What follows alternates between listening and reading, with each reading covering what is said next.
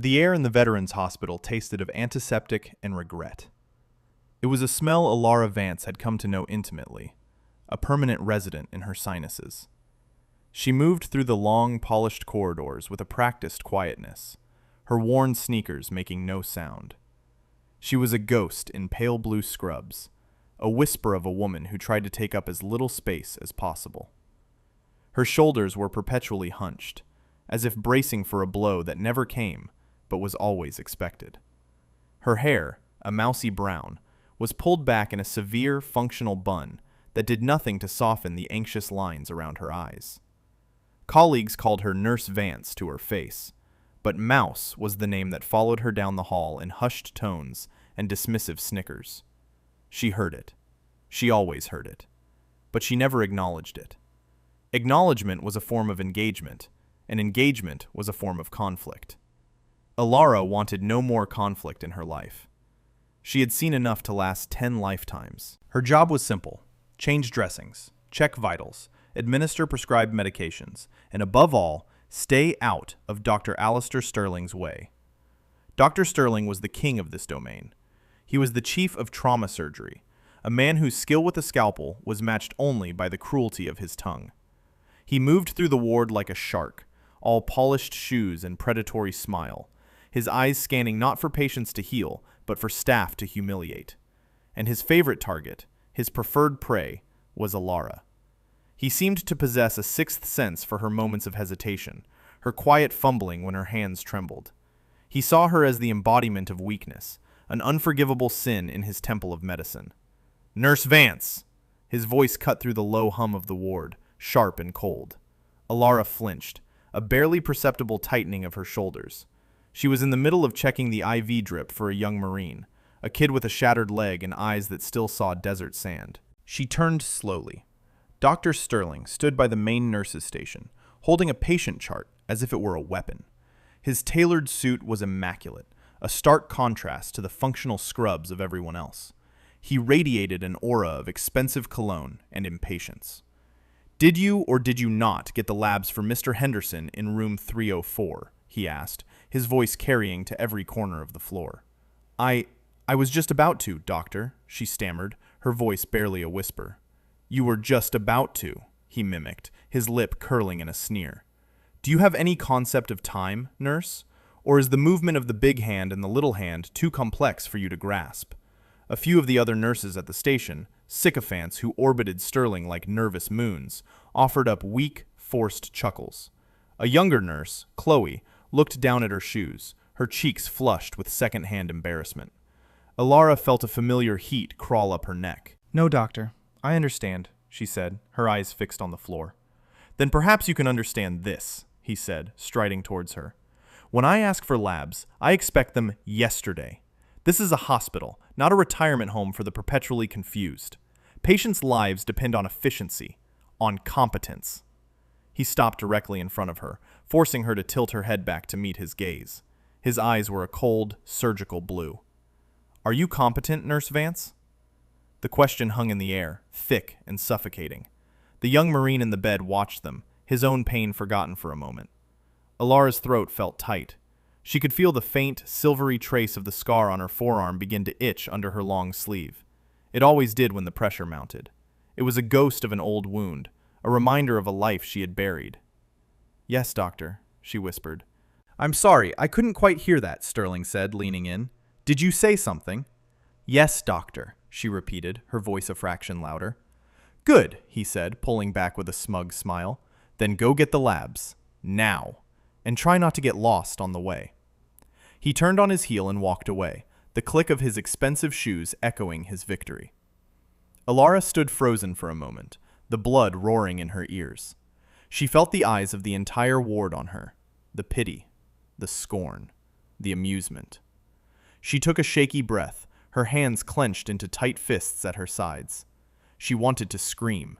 She wanted to take the metal chart from the end of the bed and show him exactly what competence looked like in a different context. But she couldn't. That part of her was dead. She had killed it herself, buried it deep in the dirt of a foreign land alongside men she had called brothers. So she did what she always did. She unclenched her fists, smoothed the front of her scrubs, and walked away to do as she was told. She was Nurse Vance. She was the mouse, and that was all she was allowed to be.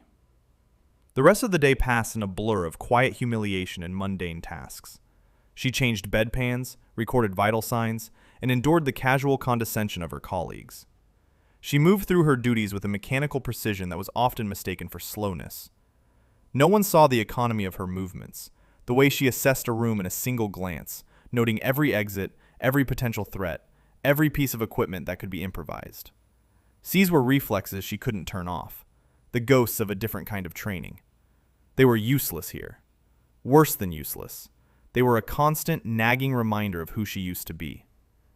As her shift was nearing its end, the familiar calm was shattered. The double doors to the emergency bay burst open with a violent crash. Two paramedics wheeled in a gurney at a run, their faces grim. "We need Dr. Sterling. Multiple GSWs. John Doe. Unstable," one of them shouted. The ward, which had been settling into the quiet rhythm of the evening, erupted into controlled chaos. Nurses and doctors converged on the gurney. Alara hung back, her training dictating that she stay out of the way unless called upon. But her eyes were drawn to the man on the gurney. He was a mess of blood and torn clothing, but through the gore, she could see the physique. The lean, corded muscle of a man whose body was a weapon. And the tattoos. Peeking from a shredded sleeve was the unmistakable ink of a Marine Force reconnaissance symbol. On his other arm, a partial tattoo that looked like a skull frog. Her breath caught in her throat. She knew that ink. Dr. Sterling swept in, parting the sea of blue scrubs like a messiah. "Get him into Trauma Bay 1. What are his vitals?" he barked. "BP is 60/30 and falling. Tachy at 140. He's bleeding out from somewhere we can't find," a paramedic reported breathlessly. Sterling glanced at the monitors as they wheeled the patient past. "Looks like a simple collapsed lung from the chest wound. Get a chest tube tray, stat, and hang 4 units of O-neg. Vance, get in here and make yourself useful for once. Start a central line." Alara moved forward, her mind racing. Her eyes weren't on the obvious chest wound. They were on the man's abdomen. There was minimal external bleeding, but the way his belly was distending, the mottled, purplish discoloration spreading across his skin, it wasn't a collapsed lung. Not just that. It was a massive internal hemorrhage. Likely his spleen or liver was shredded. A chest tube would do nothing. He needed an emergency laparotomy. He needed a surgeon to open him up on the table, right now. "Dr. Sterling," she said, her voice quiet but firm as she approached the trauma bay. He didn't even look at her. "What is it, Vance? Can't handle a simple IV? Get out of the way and let Chloe do it." "It's not the chest, doctor," she pressed, her gaze locked on the patient's abdomen. "He's bleeding out internally. His abdomen is rigid. He needs the OR, not a chest tube." Sterling finally turned to her, his face a mask of incredulous fury. "Are you a doctor now, Nurse Vance?" he hissed, his voice low and dangerous. "Did you suddenly acquire a medical degree in the last 5 minutes? I see a sucking chest wound. I will treat the sucking chest wound. Your job is to follow my orders, not to offer your patently idiotic diagnoses." "But his pressure is dropping too fast," Alara insisted, a desperate edge to her voice. "The chest wound is a distraction. He'll be dead in minutes if we don't get him to surgery." "That's enough!" Sterling roared, his voice echoing in the crowded room. "You are countermanding a direct order from the chief of surgery. One more word out of you and you are fired. Do you understand me?" He pointed a trembling finger at her. "Now get the central line kit, or get the hell out of my hospital." Alara looked from Sterling's enraged face to the dying man on the table. The monitors were screaming a song of impending death. His heart rate was spiking erratically. His blood pressure was cratering. She saw the flicker of his eyelids, a brief moment of consciousness. His eyes, a startlingly clear gray, found hers for a fraction of a second. In them, she saw not fear, but a flicker of recognition. Not of her, but of their shared world, the world of warriors. And in that moment, something inside Alara snapped. The ghost she had tried to bury for so long began to claw its way out of the grave. She met Sterling's gaze, her own eyes suddenly cold and flat. The fear was gone, replaced by a chilling calm. "No," she said. The word was quiet, but it landed in the room with the force of a grenade. Sterling stared at her, dumbfounded. "What did you just say to me?" "I said no," Alara repeated, her voice steady. She turned to the other nurses. "Get me a laparotomy tray and call the OR. Tell them we're coming up. Now." The nurses just stared, paralyzed by the sheer audacity of it. "You're fired, Vance!" Sterling shrieked, his face turning a blotchy red. "Security! Get her out of here! She's a danger to this patient!" But Alara was already moving. She ignored him completely. She grabbed a large bore needle and a saline bag from a nearby cart. With a speed and precision that stunned everyone, she located a vein in the patient's arm, inserted the needle, and had 2 lines running wide open before anyone could react. "I need pressure on his abdomen," she commanded, her voice ringing with an authority no one had ever heard from her. "Someone grab 2 bags of saline and press down hard, right here." Chloe, the young nurse, snapped out of her stupor and did as she was told. "You're insane," Sterling sputtered, grabbing Alara's arm. "You'll kill him." Alara spun around, her movement fluid and dangerous. She didn't shove him. She didn't hit him. She simply used his momentum against him, twisting her arm in a way that broke his grip and sent him stumbling back a few steps. It was a subtle, efficient movement, the kind taught in places far from any hospital. Sterling stared at his hand, then at her, his eyes wide with shock and a dawning fear. The mouse had just shown teeth. "He's dying because of your ego, doctor," Alara said, her voice like ice. "I'm not going to let that happen." She turned back to the patient. "Let's move. To the OR. Go." Galvanized by her command, 2 other nurses and a resident started pushing the gurney towards the elevators. Sterling stood there, sputtering, as security guards finally arrived. "Stop them! She's been fired! She's assaulting a patient!" he yelled. The guards looked confused, caught between the screaming chief of surgery and the nurse who was suddenly acting like a field general. But before they could do anything, the world outside the hospital changed. A low thumping sound began to build, a rhythmic beat that vibrated through the floor. It grew louder and louder, becoming the unmistakable chop, chop, chop of helicopter rotors. But it wasn't one helicopter. It was several, and they were close. Too close. Then, the hospital's main entrance doors imploded inward. Not opened, imploded. Men poured into the lobby, clad in black tactical gear, rifles held at the ready. They moved with a terrifying, silent efficiency. They weren't police. They weren't SWAT. The patches on their arms were stark and professional. Navy SEALs. Panic erupted in the ER. People screamed and dived for cover. The SEALs ignored them. They swept through the area, their movements economical and purposeful. One of them, a man with captain's bars on his collar, strode to the main desk where a terrified receptionist was hiding. "We have a report of an active shooter," he said, his voice a calm, controlled baritone that cut through the chaos. "And we are looking for an asset. Codename, Angel. Where is she?" In the midst of the chaos, Alara had gotten the gurney to the elevator bay. She was jabbing the button, her heart pounding, not from fear of the men in black, but for the man on the gurney. His pressure was gone. He was crashing. Dr. Sterling, seeing his chance to reassert control, ran towards the SEAL captain. "Thank God you're here," he cried, pointing a shaking finger at Alara. "That woman! She's lost her mind. She's trying to kidnap a patient. Arrest her." The captain's gaze, shielded by ballistic glasses, shifted towards Alara. He took in the scene. The frantic nurse, the dying man on the gurney, the blood, the chaos. He strode towards them, his team fanning out to secure the area. "Ma'am," he said, his voice calm but brooking no argument. "I need you to step away from the patient." Alara didn't look at him. Her focus was absolute. She had ripped open the patient's shirt, her fingers probing his abdomen. "I can't," she said, her voice strained. "He's in cardiac arrest. His belly is full of blood. I'm losing him." "I gave you an order, ma'am," the captain said, his hand moving towards his sidearm. "And I'm telling you this man is Master Sergeant Marcus Thorne, codenamed Ghost," Alara shot back, not missing a beat as she started chest compressions. "And if you don't get him to an operating table in the next 90 seconds, he's going to die. Is that what you want, Captain?" The captain froze. His entire posture changed. He stared at her, his eyes narrowing.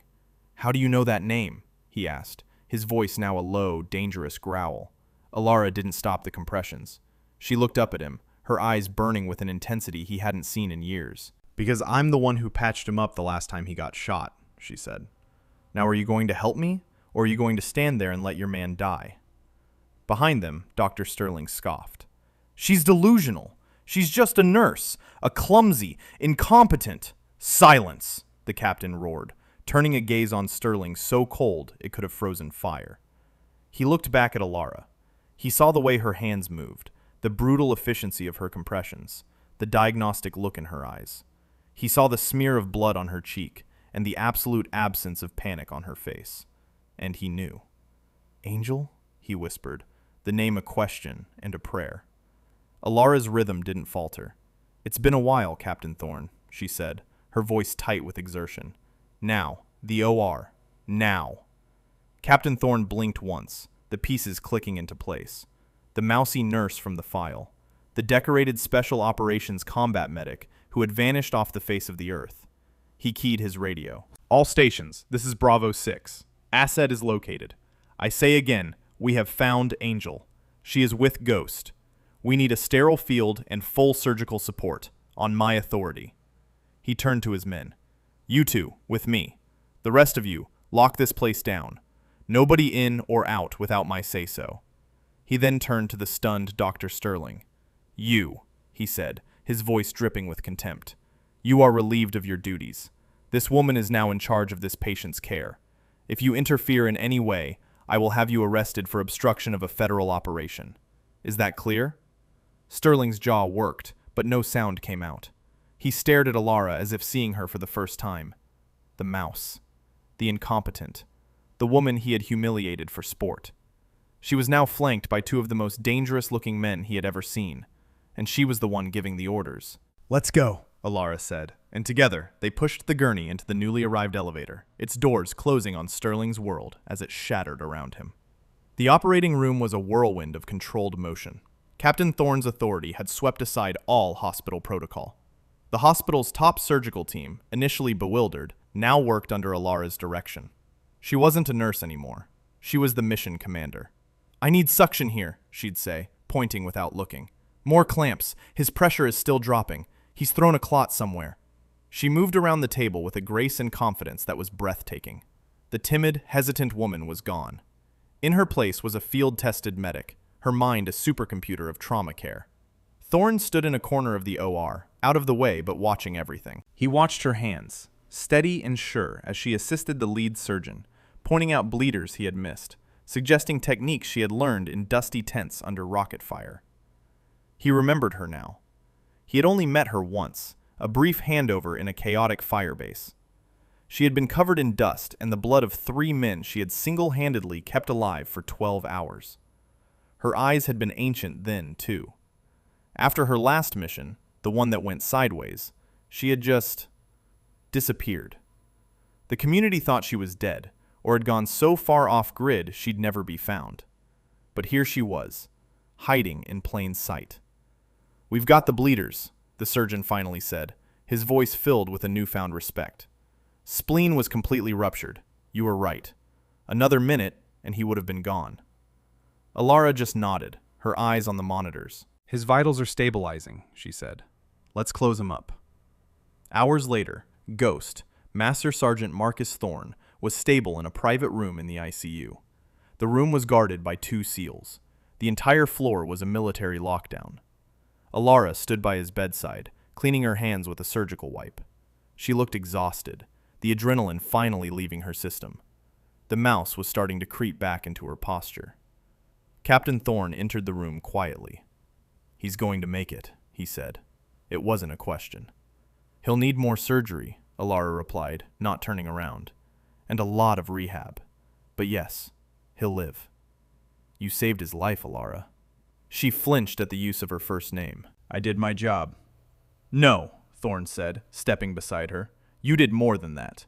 We had intelligence that there was a threat against him. We didn't know it would be here, inside the hospital. Alara finally turned to look at him. A threat? The men in the lobby weren't just random thugs. They were professionals, Thorne confirmed, sent to finish the job. Ghost was working on a deep cover operation. He uncovered a mole, a high-level traitor feeding intelligence to a mercenary network. He was on his way to deliver the evidence when he was ambushed. A cold dread washed over Alara. The evidence? It's on a data chip. We think it's on his person, but his gear was stripped when they brought him in. Alara's mind raced back. The chaos of the ER. The John Doe protocol. His clothes, his personal effects, would have been bagged and sent to storage. But then another thought, colder and sharper, pierced through her exhaustion. Dr. Sterling. His insistence on the wrong diagnosis. His rage when she had challenged him.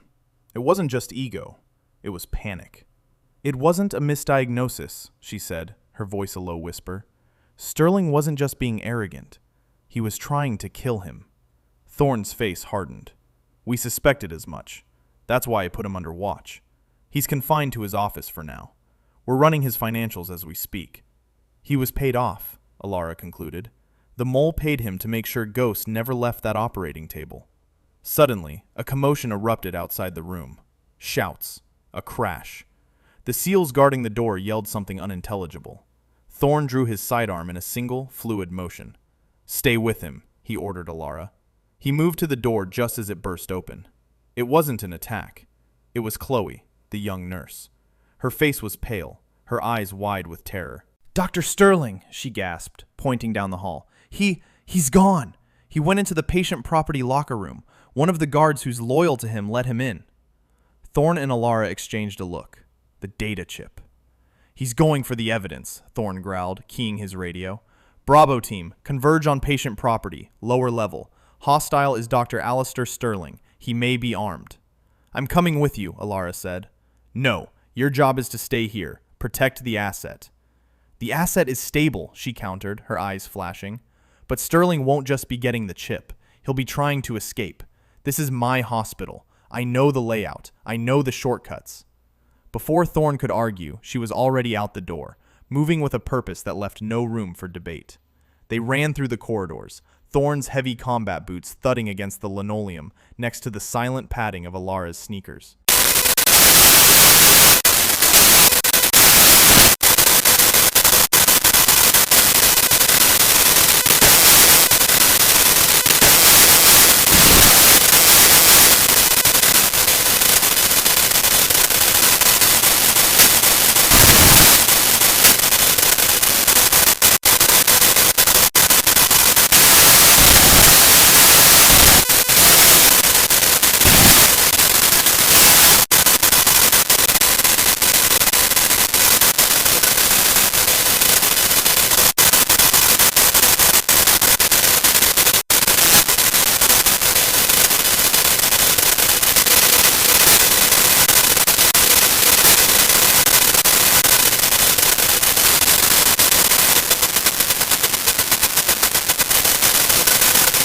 Sterling spun around, and in his hand was not a weapon, but a large, gleaming syringe he must have taken from a crash cart.